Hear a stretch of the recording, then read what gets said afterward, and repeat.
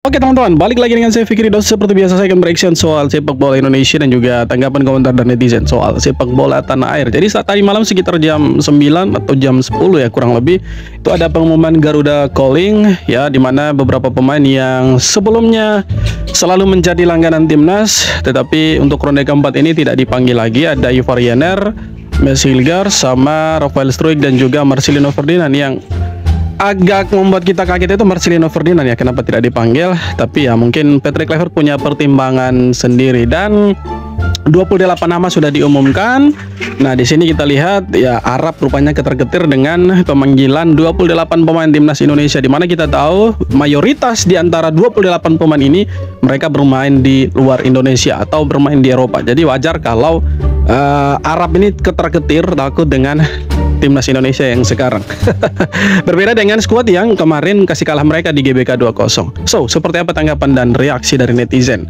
Kita simak sama-sama. Let's go.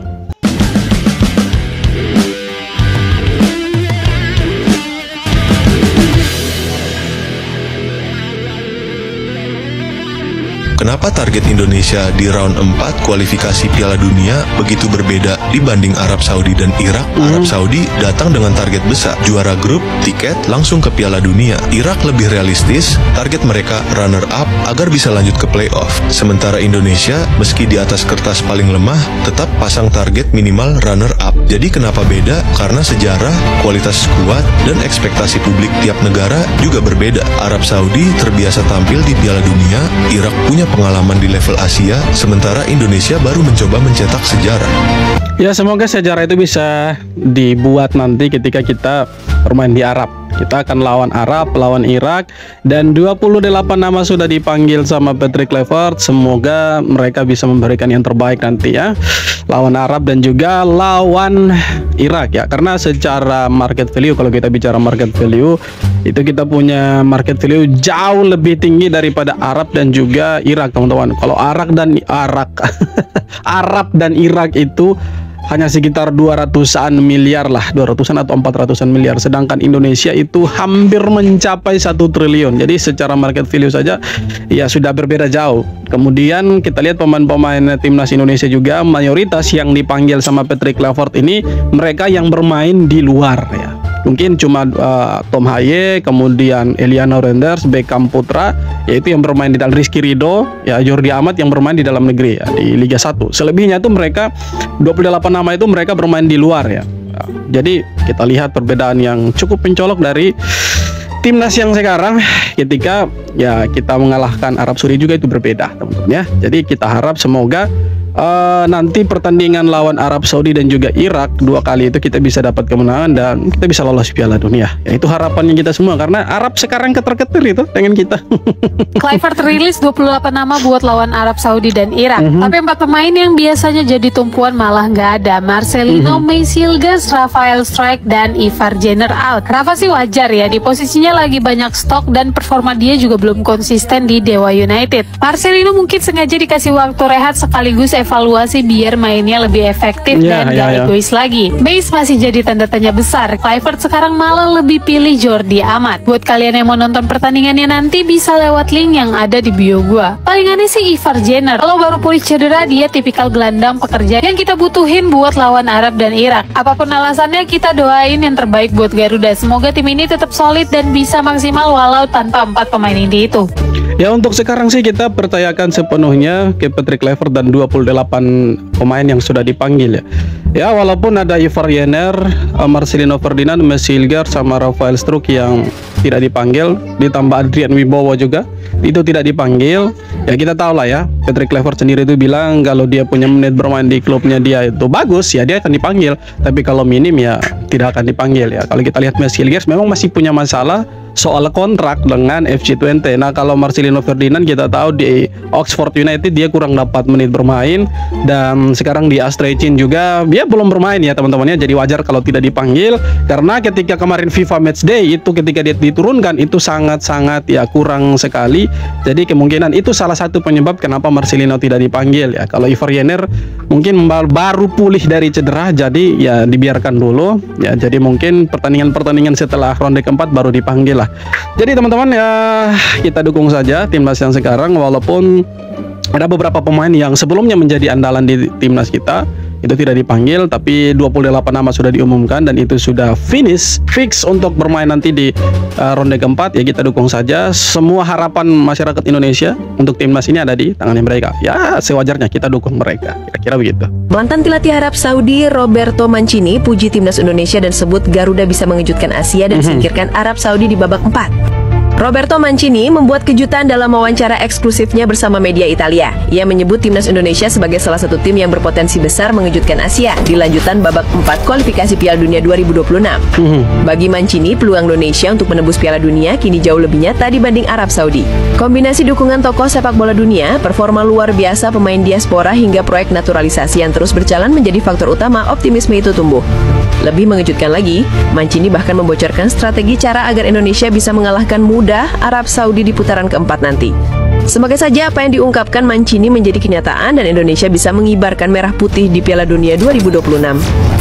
Ya harapannya kita bisa kasih kalah Arab Saudi untuk kedua kalinya, karena di ronde ketiga kemarin kita sempat tahan imbang mereka. Nah itu waktu tahan imbang itu pelatihnya Roberto Mancini. Nah kemudian Roberto Mancini ini dipecat, diganti dengan Herve Renard. Itu kita kasih kalah mereka di GBK itu 2-0. Jadi si Mancini tahu betul perkembangan timnas Indonesia yang sekarang ini bukan ya main-main lagi. Jadi targetnya itu jelas bahwa Indonesia menginginkan Piala Dunia ya, walaupun rasanya itu berat karena kita bermain sebagai tamu dan Arab bermain sebagai tuan rumah. Jadi mungkin secara psikologi, secara mental mungkin kita kurang ya, tetapi kalau dilihat dari skuad yang ada sekarang, mayoritas pemain yang bermain di Eropa, wajar kalau Mancini itu menilai Indonesia bisa merepotkan negara-negara Asia dan bisa menyingkirkan Arab Saudi, dan Indonesia bisa lolos ke Piala Dunia karena dilihat dari skuad yang ada sekarang itu wow, ngeri sekali gitu kan. Harusnya lolos begitu karena pemain-pemain kita sekarang ini mewah-mewah teman-teman. Jadi ya sebenarnya agak sedikit ya tidak masuk akal kalau kita tidak lolos, walaupun rasanya berat dan ya kemungkinan besar faktor keuangan lah yang akan mengalahkan kita. Kenapa faktor keuangan?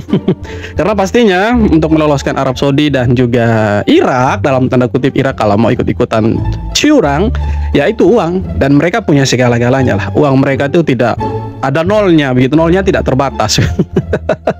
Jadi kalaupun kita kalah, ya mungkin kita akan dicurangi sama mereka, kalah dengan cara curang, ya bisa jadi seperti itu ya. Federasi Sepak Bola Arab Saudi minta fans timnas Indonesia jangan ambil jatah tiket fans timnas Arab Saudi. Ya, ternyata larangan ini bukan tanpa alasan, karena menurut Federasi Sepak Bola Arab Saudi ini sempat terjadi insiden chaos saat timnas Indonesia melawan Arab Saudi di matchday pertama round 3 kemarin, karena saat itu banyak fans timnas Indonesia yang membeli jatah tiket fans Arab Saudi, sehingga memang seperti yang kita lihat begitu banyaknya fans timnas Indonesia di matchday pertama round 3 kemarin, dan hal ini yang diprotes keras oleh Federasi Sepak Bola Arab Saudi. Ya, karena sebenarnya mereka cuma takut dengan dukungan yang luar biasa dari fans timnas Indonesia di kandang mereka besok. Apalagi jatah tiket untuk supporter timnas Indonesia di laga Arab Saudi melawan Indonesia itu hanya sekitar 5.000 tiket guys, dari total 60 ribuan tiket. Artinya alokasi untuk supporter timnas Indonesia itu sangat kecil, di mana hal ini dilakukan Federasi Sepak Bola Saudi agar dukungan dari supporter tidak terlalu besar. Itu karena apa? Mereka takut dengan timnas Indonesia karena mereka tahu banyak orang-orang Indonesia yang ada di Arab Saudi. Nah, kalau mereka semua datang dan hadir pada saat Indonesia lawan Arab Saudi, itu bisa jadi salah satu pembakar semangatnya pemain gitu kan. Itu bisa menjatuhkan mentalnya pemain-pemain Arab Saudi juga, walaupun mereka bermain sebagai tuan rumah, bertindak sebagai tuan rumah, tapi dukungan supporter itu bisa menjadi senjata mematikan untuk Arab Saudi. Makanya jangan heran kalau Arab Saudi itu membatasi jumlah atau kuota supporter dari timnas Indonesia, karena mereka tahu betul bagaimana nyanyian sorakan dari supporter Indonesia ketika timnas senior bermain, dan itu bisa menjadi api untuk membakar semangat dari pemain-pemain timnas Indonesia. Nah, itulah yang mereka takutkan, makanya mereka membatasi jumlah supporter timnas Indonesia, teman-teman. Jadi ya wajar-wajar saja lah, kita maklumi saja, karena kan mereka yang tuan rumah, mereka yang berhak untuk mengatur itu gitu kan. Apalagi FIFA itu, walaupun kita mengadu ke FIFA itu tidak bisa intervensi AFC, karena AFC sekali lagi bukan member FIFA. Jadi ya you know lah. Kita pastinya nanti ya akan melihat hal-hal yang di luar kendalinya kita nantinya. Tapi ya kita doakan saja tidak terjadi hal-hal yang dapat merugikan timnas kita. Pelatih Irak gemetar lihat skuad Garuda racikan Patrick Kluivert. Jelang ronde keempat kualifikasi Piala Dunia 2026, pelatih Irak dibuat waspada dan gemetar. Skuad Garuda racikan Patrick Kluivert tak lagi bisa dipandang sebelah mata. Indonesia kini hadir sebagai ancaman nyata di Asia berkat perubahan yang signifikan. Seperti mana diketahui, Irak tergabung di grup B babak keempat kualifikasi Piala Dunia 2026 zona Asia bersama Indonesia dan Arab Saudi. Jadi Irak ini sebenarnya mereka punya rekor yang cukup bagus ya ketemu Indonesia. Mereka selalu menang. Kemudian kalau kita lihat ronde kedua itu kita selalu kalah dengan jumlah gol itu yang lumayan besar ya. Tapi untuk ronde keempat ini skuad timnas Indonesia berbeda dengan skuad ketika mereka mengalahkan kita. Karena waktu itu pemain-pemain kita masih banyak diisi oleh pemain-pemain lokal dan juga beberapa pemain diaspora. Tetapi sekarang skuadnya itu sudah berbeda dan kita tahu pemain-pemain yang ada sekarang itu levelnya berbeda dan kebanyakan dari pemain-pemain kita yang dipanggil sama Patrick Kluivert 28 nama itu mereka bermain di Eropa. Jadi wajar kalau si pelatih dari Irak ini mantan pelatih Australia itu takut juga dengan Indonesia karena dia tahu betul ketika bermain di GBK waktu itu dia masih pegang Australia dan mereka tidak mampu menang lawan kita gitu. Kita bisa tahan imbang mereka. Yang padahal waktu itu si Australia ini digadang-gadang akan bisa mengalahkan Indonesia di GBK gitu. Karena secara skuad mereka berbeda dengan kita, tapi ya mereka tidak bisa kalahkan kita. Nah itulah sekarang yang ditakutkan sama si pelatih dari Irak ini gitu. Karena dia tahu timnas Indonesia yang sekarang ini agak sedikit berbeda dari Indonesia yang dilawan sebelumnya waktu main di GBK. Terengganu serius incar Rizky Ridho. Media Malaysia ramai memberitakan. Media negeri jiran ramai mengaitkan Rizky Ridho dengan klub Malaysia. Jurnalis Zulhelmi Zainal Azam bahkan mencuit kemungkinan Rizky Ridho berlabuh di Terengganu. Meski itu hanya berdasarkan pernyataan CEO Terengganu soal peluang pinjam pemain di masa depan antara Persija dan Terengganu. Sedangkan Rizky Ridho sendiri mengaku tengah membuka peluang uproot dan lagi urus klausul kontraknya. Kalau mau abroad jangan ke Malaysia lah. Sekali-sekali terbang lah ke Asia Timur gitu kan. Kalau ke Malaysia ngapain, mending di Persija ya toh. Mending Persija lah. Kasus Messilgers bikin geger. Pemain timnas Indonesia jadi korban penyalahgunaan kekuasaan FC20. Drama panas lagi-lagi datang dari Belanda. Bek timnas Indonesia Messilgers dibekukan FC20 di 6 laga awal Eredivisie 2025-2026 cuma gara-gara dia ogah teken kontrak baru. Padahal kontraknya masih aman sampai 2026. Aksi 20 ini bikin asosiasi pemain kontrak Belanda VVCS naik pitam. Direktur VVCS Louis Everard bahkan nyebut sikap klub itu udah kayak bentuk perundungan dan bisa masuk ranah hukum. Tonton pertandingan bola seru, klik link di bio. Padahal Messilgers udah sempat coba cabut di bursa transfer musim panas. Hampir ke Brest, Prancis, tapi gagal gara-gara jadwal tes medis nggak pas. Move ke Go Ahead Eagles pun kandas karena negosiasi buntu. Alhasil Messilgers sekarang kejebak di 20, nggak bisa main tapi juga nggak bisa pindah. Kasihan banget karirnya ketahan cuma karena urusan kontrak. Nah ini salah satu penyebab kenapa Messilgers ini tidak dipanggil sama Patrick Kluivert ya, karena beberapa pertandingan belakangan ini di musim ini Messilgers ini tidak bermain teman-teman. Bahkan dia nonton tuh dari tribun. Karena apa? Karena masalah kontrak dengan FC20 ini.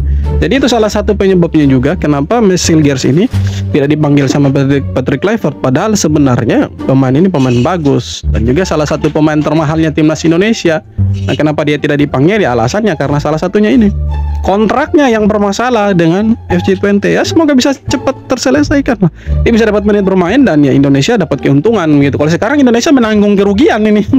Iya kan? Debut Kevin Verdong bersama Rosel semalam panen hujatan. Coba cek dulu FPN-nya. Verdong masuk di menit ke-18 menggantikan Romain Perraud yang cedera. Boston memang kalah 3-0 dari RC Lens. Tapi Verdong justru tampil solid dengan rating 7,1. Artinya penampilannya cukup baik untuk ukuran debut. Anehnya ratingnya jauh tapi kok banyak hujatan. Apa ini buzzer ya? Tonton aksi Verdong kalian bisa klik bio gua. Kalau dilihat dari highlight pertandingan, terlihat jelas Verdong cepat beradaptasi dan cukup padu dengan permainan Lille. 88 sentuhan, 79% akurasi umpan, 1 peluang dan 6 dari 9 duel dimenangkan. Ditambah debut ini juga mencatatkan sejarah. Verdong menjadi pemain Indonesia pertama sekaligus ASEAN pertama yang tampil di Ligue 1 Perancis. Padahal ia sudah tampil maksimal dengan torehan rating hijau. Sepertinya hujatan tersebut adalah orang iri yang lihat ada pemain timnas Indonesia debut di Liga Perancis. Bisa saja itu dari negara-negara tetangga yang iri dengan kita, bisa saja teman-teman, karena kalau orang Indonesia ya mungkin mustahil sih, atau orang Prancis masa sih mereka urus hal-hal begituan ya kan. Mungkin ada dari negara-negara tetangga yang iri lah. Mungkin. Mau kaget ya, ini Garuda Calling. Eka Putra berhasil geser Marcelino. Itulah kejutan dari 28 pemain timnas Indonesia untuk putaran keempat kualifikasi Piala Dunia 2026. Klik Biogo untuk nonton pertandingannya nanti. Gelandang muda Persib itu memenangkan persaingan ketat di lini tengah, membuat Marcelino yang sebelumnya langganan starter tersingkir. Tapi menurut gua aneh aja, padahal Marcelino pernah mencetak gol saat Indonesia melawan Arab Saudi. Skuad Garuda tetap tampil full tim dengan hadirnya Martin Paes, J.I. Jess, Jordi Amat hingga Tom Hai. Dan di lini depan oleh Romney tetap dipanggil meski masih dalam pemulihan, ditemani Rabadan Sananta dan Mauro Zilstra. Tapi yang lebih heran lagi, Patrick Kluivert membawa Stefano Lillipali. Daripada Lillipali mending bawa Marcelino. Tapi sayang banget Marcelino gak dipanggil. Apa karena egois ya? Ya bisa jadi pertimbangan Kluivert tidak bawa Marcelino itu karena pertandingan kemarin kita lawan Libanon ya, kita imbang 0-0 tanpa shooting on target. Yaitu kita tahu Marcelino bermain agak sedikit kurang bagus dan menjadi bahan olok-olokan dan dihujat, dikritik juga. Ya kemungkinan itu salah satu penyebabnya juga lah. Salah duanya dia di Oxford tidak dapat menit bermain, kemudian dipinjamkan ke Astray-Chin dan sekarang belum bermain juga. Ya mungkin itu salah satu dan salah dua penyebab kenapa dia tidak dipanggil. Tapi sebenarnya dia ini pemain yang cukup ya bisa memberikan dampak yang luar biasa loh untuk timnas menurut saya, karena ketika ronde ketiga bermain di GBK dia bisa cetak 2 gol ke gawang Arab Saudi dan menurut saya itu luar biasa. Harusnya dia dipanggil, tapi ya semua keputusan sudah diambil dan Marcelino Ferdinand, Ivar Jenner, Adrian Wibowo, Rafael Struijk tidak dibawa. Padahal mereka ini sebenarnya sebelumnya menjadi andalan ya di timnas sebelumnya eranya Sintayong, terkecuali Adrian Wibowo yang kemarin baru debut ya. Tapi ya sudahlah, kita dukung saja. Semoga lawan Arab di bulan depan, lawan Irak kita bisa menang dan kita bisa melaju ke Piala Dunia. Karena sekarang sebenarnya mereka itu justru takut sih dengan Indonesia. Arabnya, Iraknya takut dengan Indonesia karena mereka tahu Indonesia yang sekarang udah beda dengan Indonesia yang sebelumnya. Jadi wajar kalau mereka itu akan membuat segala cara ya untuk mengalahkan Indonesia lah. Karena mereka tahu Indonesia yang sekarang ngeri sih, overpower. Oke teman-teman, jadi itu dia beberapa video tanggapan komentar dari netizen soal sepak bola Indonesia, dan seperti apa tanggapan kalian silahkan tulis kolom komentar. Kita jumpa lagi di video-video berikutnya. Thank you bro.